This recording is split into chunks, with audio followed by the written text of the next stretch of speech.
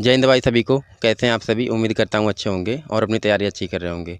तो आप लोग लगातार पूछते रहते हैं कि भाई स्ट्रेटजी का वीडियो बनाओ। तो देखिए अभी हमारे साथ है प्रदीप भाई। ये लगातार 6-7 एग्जाम निकाल चुके हैं और इनका लगभग 6-7 एग्जाम में फाइनल सिलेक्शन हुआ है। ये नहीं कि जैसे मेरिट आउट है, कुछ में तो मेरिट आउट है और कुछ में लगातार फाइनल सिलेक्शन है। जैसे ये अभी देखिए सीआरपीएफ भी छोड़ के आए हैं। तो इनसे पूछेंगे इन्होंने सीआरपीएफ क्यों छोड़ा और दिल्ली पुलिस को क्यों ज्वाइन किया।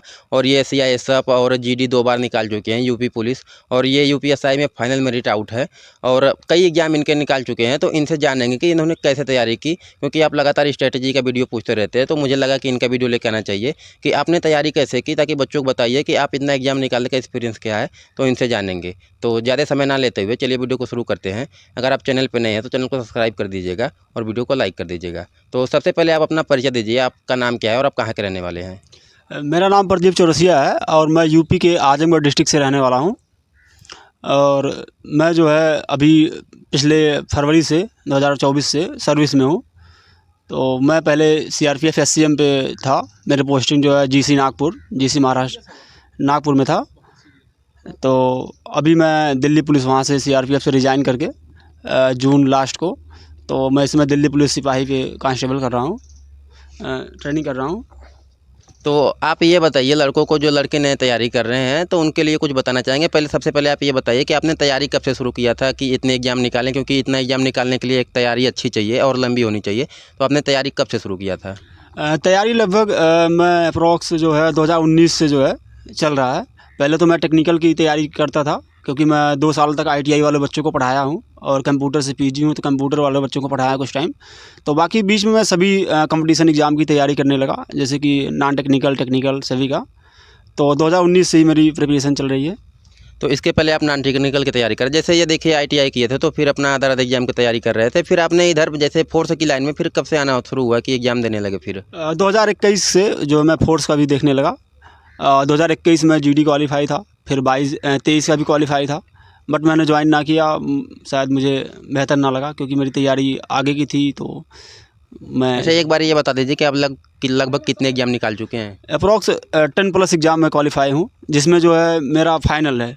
बाकी का कुछ तो जो मैं फाइनल रिजल्ट से आउट हूँ, तो वो भी है कुल मिला के। देखिए जैसे शुरुआत में तैयारी करते हैं तो तैयारी अगर जैसे कुछ कम रह जाती है थोड़ा बहुत, तो वो फाइनल मेरिट आउट हो जाते हैं, तो बहुत दुख होता है। तो इनके साथ भी यही हुआ था, कुछ रिजल्ट में तो फाइनल मेरिट आउट है और इसके बाद जब वो इसके बाद अच्छी तैयारी की तो 5-6 एग्जाम लगातार फाइनल सिलेक्शन हुआ।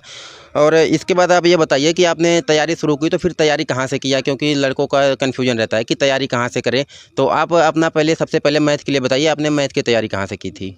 मैथ के लिए जैसे आप अलग अलग प्लेटफार्म भी है ऑनलाइन के, वहाँ से भी पढ़ सकते हैं। बाकी आपको बुक भी है, बहुत सारी बुकें जो है। जैसे मैं बुक से पढ़ता था, तो एक बुक थी जो RS अग्रवाल की थी, मैंने ज़्यादा उसको पढ़ा कुछ टाइम तक। और उसके अलावा मैं ऑनलाइन ज़्यादातर पढ़ाई किया। जैसे ऑनलाइन पे मैं कुछ टाइम उत्कर्ष से पढ़ा, और कुछ टाइम जो है मैं इसके अलावा जो है RWA से पढ़ा। तो बस यही सब स्ट्रेटजी था। बस कंटिन्यूटी बहुत ज़रूरी है कि आप एक डिसिप्लिन में होते हुए डेली जो है रूटीन में आप कम से कम 6 से 8 घंटे, मैक्सिमम कम से कम 6 से 8 घंटे आप जो है पढ़ाई करेंगे तो आपका बढ़िया रहेगा। उससे ज़्यादा आप जो भी कर सकें तो ठीक है। आप मैथ के लिए टीचर बता दीजिए, जैसे लड़के अगर नए हैं तो मैथ के लिए कौन सा टीचर फॉलो करें कि उनको जैसे पढ़ने में थोड़ा आसानी पड़े? मैथ के लिए देखो, टीचर सभी अपने हिसाब से सभी टीचर अच्छे हैं। बस आप एक बार क्या करिए, उनका पूरा सिलेबस कंप्लीट करिए और उसके बाद प्रैक्टिस करिए। प्रैक्टिस आपको मैथ के लिए प्रैक्टिस बहुत ज़रूरी है। प्रैक्टिस दीजिए, मॉक टेस्ट दीजिए, बस यही है। सारे टीचर मैथ अच्छे पढ़ाते हैं, चाहे आप RWA से पढ़िए, चाहे आप जो है उत्कर्ष से पढ़िए, किसी से पढ़िए, चाहे आप इधर आप गगन प्रताप सर हैं या फिर राकेश यादव सर हैं, किसी से आप मैथ पढ़िए। बस ये होना चाहिए कि एक बार सिलेबस अच्छे से पूरा कवर करें उनसे, फिर आप मॉक टेस्ट दीजिए, प्रीवियस ईयर लगाइए, बस यही रहेगा बढ़िया। और इसके बाद आप रीजनिंग के लिए बताइए। तो रीजनिंग जैसे आसान होता है, देखिए रीजनिंग के लिए आप अपना टेंशन नहीं लेना। रीजनिंग के लिए बेस्ट टीचर बता दीजिए और कैसे लड़के तैयारी करें कि रीजनिंग में भी अच्छा स्कोर कर पाएँ, क्योंकि दिल्ली पुलिस में जो आना चाहते हैं मैथ और रीजनिंग का ज़्यादा रोल रहता है। क्योंकि जीएस में आप फिक्स नहीं कर पाएंगे कि मैं इतना स्कोर कर ही पाऊंगा, लेकिन आप मैथ और रीजनिंग अगर अच्छा पढ़े हैं तो स्कोर आपका पक्का है कि अच्छा ही आएगा। तो रीजनिंग के लिए बताइए आप कहाँ से तैयारी करें? रीजनिंग के लिए जैसे रीजनिंग का जो भी है चैप्टर, उसमें आप मेन समझिए कि 5-6 चैप्टर ऐसे हैं जो सिर्फ आपको दिमाग जिसमें लगाना ज़्यादा, बाकी सारे चैप्टर प्रैक्टिस पे हैं। जितना आप प्रैक्टिस करेंगे उतना आपका बेहतर होता जाएगा। बाकी टीचर तो सभी अच्छे पढ़ाते हैं, आप बुक से पढ़िए या टीचर से आप मॉक टेस्ट दीजिए, तो सारी चीज़ें बढ़िया है। बस आप टीचर के लिए आप बता दीजिए, जैसे कोई टीचर आपने फॉलो किया हो तो। टीचर मैंने वैसे तो बहुत सारे टीचरों से कुछ ना कुछ पढ़ा है, सीखा ही है, तो इसमें कोई पर्सनल टीचर का कोई जिक्र नहीं है। हालांकि बस प्रैक्टिस आप करते रहिए ज़्यादा से ज़्यादा, तो उससे बेहतर रहेगा आपका। ठीक है, अब मॉक टेस्ट दीजिए, प्रीवियस ईयर लगाइए। तो देखिए टीचर मतलब यूट्यूब पे क्या करते थे, अपना अलग अलग टीचर किसी को भी फॉलो करके वहाँ से सिलेबस पूरा कर लेते हैं। रीजनिंग ऐसे आसान सिलेबस है। और आप कंप्यूटर के लिए बताइए, जैसे कंप्यूटर तो आप SCM भी क्वालिफाई कर चुके हैं, तो कंप्यूटर आपका तेज ही होगा। तो कंप्यूटर कहाँ से पढ़ा था आपने, बुक से पढ़ा था या टीचर से पढ़ा था? देखिए कंप्यूटर जो है आपको बता दें 2015 से जब मैंने हाई स्कूल किया तब से मैं कंप्यूटर से ही लगा हुआ हूँ। तो पिछले काफ़ी सालों का एक्सपीरियंस है मेरे पास कंप्यूटर का। मैं कंप्यूटर PG भी हूँ, कंप्यूटर से O लेवल भी है। तो कंप्यूटर के लिए आप कोई भी अच्छा बुक ले लीजिए। एक बुक आती है बहुत, आप अगर बेसिक कंप्लीट करना चाहें तो परीक्षा मंथन की एक बहुत अच्छी बुक आती है, जिसमें आपको बहुत ही बेहतरीन कंटेंट दिया गया है। तो उसके लिए आप परीक्षा मंथन ले लीजिए, या फिर और सारी बुकें मार्केट में अवेलेबल हैं, ले लीजिए। या फिर ऑनलाइन भी आप पढ़ना चाहें तो ऑनलाइन से देख लीजिए। हालांकि परीक्षा मंथन बहुत ही बढ़िया बुक है आपको बेसिक कंप्लीट करने के लिए, खासकर दलहई पुलिस में आने के लिए तो बहुत बढ़िया। उससे शायद एबव कुछ नहीं है। और आप इसके बाद सबसे बड़ा सिलेबस है दिल्ली पुलिस में GS का। तो GS आपने कैसे तैयारी की, क्योंकि आप हर एग्ज़ाम निकाल रहे हैं तो आपका GS भी अच्छा होगा, क्योंकि हर एग्ज़ाम निकालने के लिए हर सब्जेक्ट मजबूत होना चाहिए। तो आपने GS सब्जेक्ट वाइज, क्योंकि उसमें बहुत ज़्यादा सब्जेक्ट है, तो आपने तैयारी कैसे की थी GS की? GS का देखिए बहुत ही अहम रोल है दिल्ली पुलिस में, क्योंकि GS अपने आप में एक बहुत बड़ा रोल अदा कर रहा है। तो GS में मेरे दिल्ली पुलिस में 39 क्वेश्चन सही थे GS में। देखो इनसे अच्छा फिर मुझे नहीं लगता कि कोई GS में बता पाएगा, क्योंकि आप 50 में से 39 क्वेश्चन सही कर रहे हैं, तो आपका GS बहुत तगड़ा होगा। तो आप GS के बारे में फिर से बताइए। तो GS के बारे में देखिए, यहाँ पे जो है आपका GS हालांकि विराट सिलेबस है पूरा अपने आप में, तो 39 क्वेश्चन मेरे यहाँ सही थे। तो उसके लिए आपको जो है प्रैक्टिस करते रहिए, पढ़ते रहिए, जो है प्रीवियस ईयर जो है और जो बुकें हैं अपना, तो उससे जो है आप पढ़ते रहिए। हालांकि GS ऐसा जैसे नहीं, आप टीचर बताइए, जैसे आप तो टीचर को फॉलो किए थे या टीचर के लिए देखो, मैं सबसे ज़्यादा मेरा GS में कोई अगर बढ़िया सब्जेक्ट है तो मैं संविधान को करता हूँ, क्योंकि संविधान और कानून जो मैं पढ़ता भी था, पढ़ाता भी था UPSI वालों को। तो संविधान मेरा बहुत बढ़िया था जो मैंने पढ़ा। संविधान जो है दिनेश गहलोत जो हैं संविधान के जादूगर, बढ़िया, एक आपस में एक बहुत बढ़िया टीचर हैं, तो मैंने ज़्यादातर उनसे फॉलो किया। बाकी कुछ चीज़ें मैं उत्कर्ष से पढ़ा और कुछ RWA से पढ़ा GS के लिए। बाकी कुछ मेरे पास सभी प्रकाशन की बुकें हैं, जैसे क्या बोलते हैं, महेश कुमार बरवाल की आती है, या लक्ष्मीकांत की पॉलिटी आती है, या फिर मेरे पास संविधान का बेर एक्ट है जो संविधान के बारे में बहुत ही बेहतरीन कंटेंट आपस में देता है।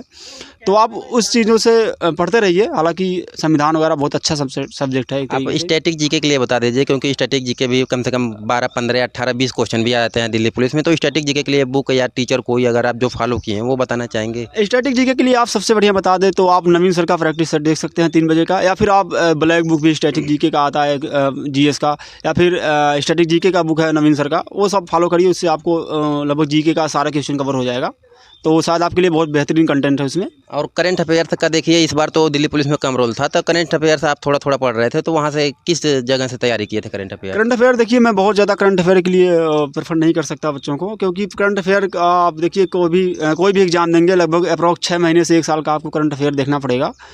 तो करंट अफेयर के लिए आप पढ़ते रहिए थोड़ा थोड़ा, जो भी है मैगजीन पत्रिका से। आप करंट अफेयर पे मैं कहूँगा कि अभी उतना ना ध्यान दें, क्योंकि आप सिलेबस अगर कंप्लीट कर रहे हैं तो आपका सिलेबस जो है हर एग्जाम में काम आ सकता है। करंट अफेयर्स तो हमेशा आपको नया पढ़ना पड़ेगा।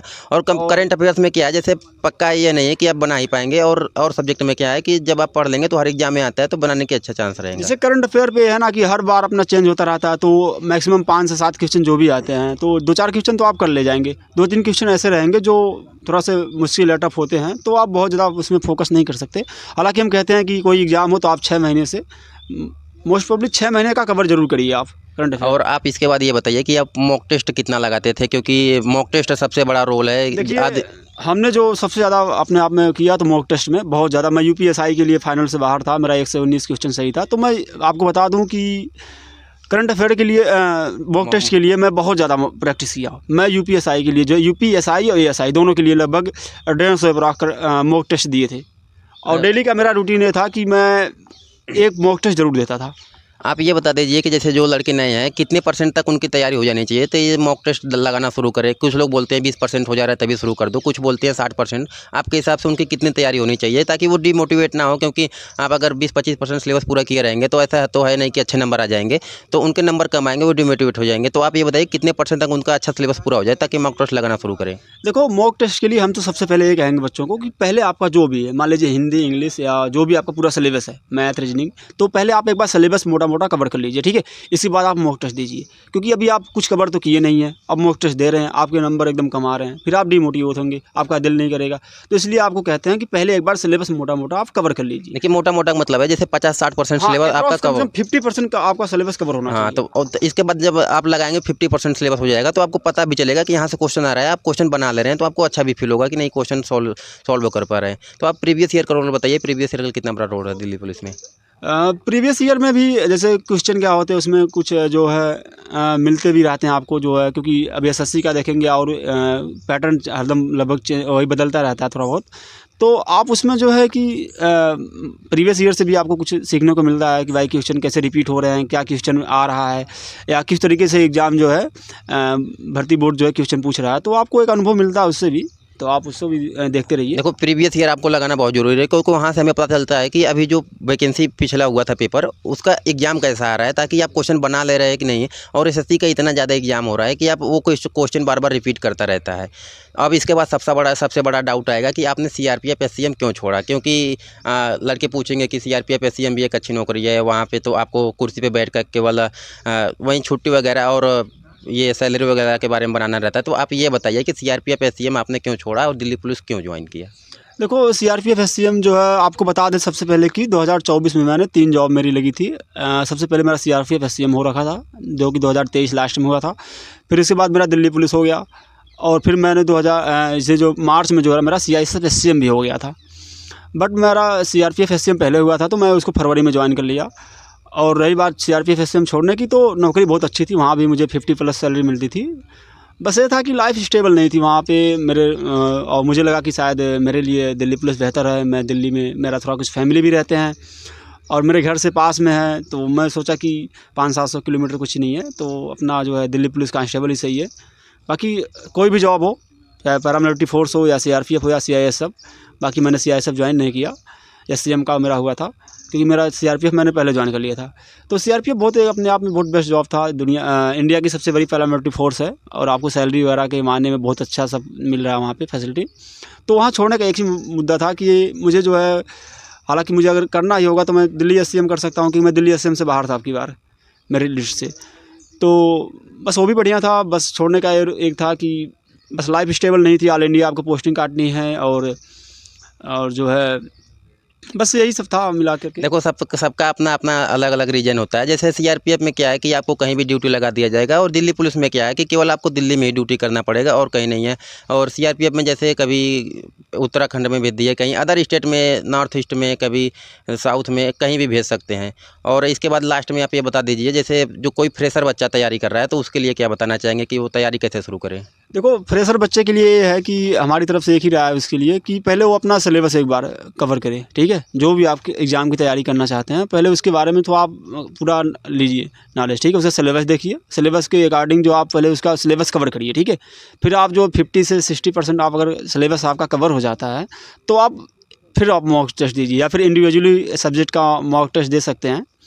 तो आप ऐसे जो है पहले तो सिलेबस कवर करिए, ठीक है। जो फ्रेशर बच्चे हैं, फ्रेशर बच्चे क्या करते हैं कि ज़्यादातर वही क्वेश्चन चलता रहता है, तो क्वेश्चन से कुछ होने वाला नहीं है, सही बताएं तो। आपको सबसे पहले क्या करना है कि सिलेबस एक बार पूरा कवर करना है, ठीक है। सिलेबस कवर करिए, फिर आप प्रैक्टिस देते रहिए, प्रीवियस ईयर लगाइए, और अपने सिलेबस में देखिए क्या क्या क्वेश्चन आ रहे हैं, किस टाइप के, उसको कवर करिए, ठीक है। प्रीवियस ईयर जब आप लगाते रहेंगे ना, तो उसमें पता चलता रहेगा कि अभी जो पिछला एग्जाम हुआ है कैसा पेपर आ रहा है। तो फ्रेशर बच्चे आप लोग लगातार पूछते हैं कि भाई जीरो से कैसे शुरू करें, तो जीरो से आपको ऐसे ही शुरू करना है। सबसे पहले देखना है सिलेबस क्या है, और जब पूरा सिलेबस को लिख लेना है, ये नहीं कि मकरागिरी करना है, सिलेबस को लिखना नहीं, सिलेबस पूरा लिख के इसके बाद दीवार को चिपका देना है। इसके बाद उसको देखना है कि मैं इस चैप्टर को कितने दिन में कवर कर सकता हूँ। इसके बाद कोशिश करें कि जितना दिन का टारगेट बनाया, जैसे मान लीजिए आप परसेंटेज अगर बना रहे हैं टारगेट की 10 दिन में कंप्लीट करना है, तो उसको 10 दिन में कंप्लीट करिए। अभी देखिए नई वैकेंसी भी आने वाली है, वो नोटिस भी वायरल हो चुका है, और मैं वीडियो बना दिया हूँ। हो सकता है दिल्ली पुलिस का जो वैकेंसी है दिसंबर में एसएससी के कैलेंडर में देखने को मिल सकता है। तो चलिए भाई का यही इंटरव्यू था। बाकी अगर आप सीआरपीएफ एससीएम जॉब प्रोफाइल के बारे में जानना चाहेंगे, तो मैं इनसे एक और अलग से वीडियो बना दूंगा कि उसमें क्या क्या करना होता है। तो चलिए मिलेंगे नेक्स्ट वीडियो में। जय हिंद।